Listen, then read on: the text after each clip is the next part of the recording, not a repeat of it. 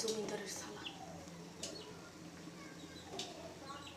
নষ্ট করার জন্য তার লোভ দায়ী, কারণ সে এত পরিমাণ লোভী যা বলার মতো না।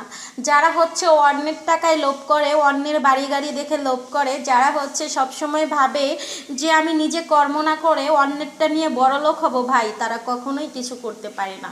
তাদের ভিতরে শুধু লোভ লালসাই থাকে, আর তারা খুব লোভীই থাকে। কারণ কিছু কিছু পুরুষ মানুষ আছে সবসময় ভাবে আমি আবিয়েতি মেয়েকে বিয়ে করব না, আমি বিবাহিত মেয়েকে বিয়ে করব।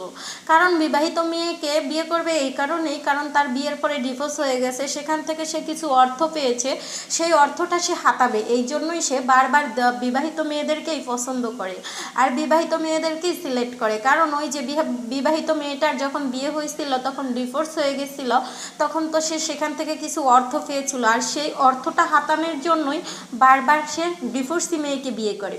কিছু কিছু পুরুষ মানুষ, তাদেরকে বলি ভাই জীবনে নিজে অর্থ উপার্জন করতে শিখো, নিজের পায়ে নিজে দাঁড়াতে শিখো। তুমি কি জানো অন্যের টাকায় কখনোই সম্মান আসে না। নিজে যদি 10 টাকা ইনকাম করে সেখান থেকে 5 টাকা রাখো আর 5 টাকা নিজে খরচা করো, সেটাতে অনেক অনেক অনেক সম্মান পাওয়া যায়।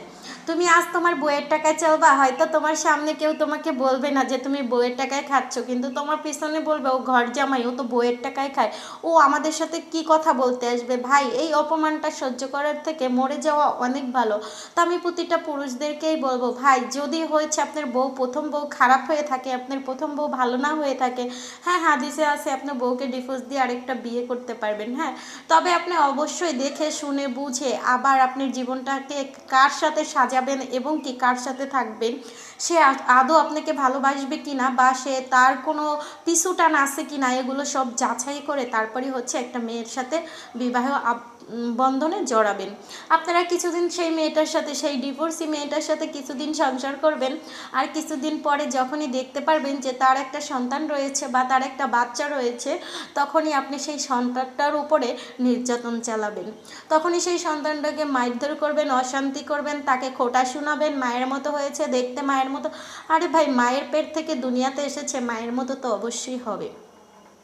তো আমি আপনাদেরকে বলি, যারা হচ্ছেন পরের টাকায় খেতে চান, পরের টাকায় বসে আরামায়েশ করতে চান, তাদের জন্য এই ভিডিওটি আমি বানিয়েছি। হ্যাঁ ভাই, তোমরা পরের টাকা লোভ না করে নিজে একটু দেখো ভেবে যে আমি একটা দুইটা তিনটা বিয়ে করতেছি, ভাই এতে আমার সম্মান বাড়তেছে না। আপনি নিজে কিছু করেন, নিজে পরিশ্রম করেন, নিজে পরিশ্রম করে নিজে খেটে নিজে ভালো থেকে সবাইকে দেখান যে না আমি এই পৃথিবীতে ভালো থাকতে পারি। আমার জীবনে একজন খারাপ মানুষ এসেছিল, সে আমার জীবনটাকে নষ্ট করে চলে গেছে, কিন্তু আমি আমার জীবনটা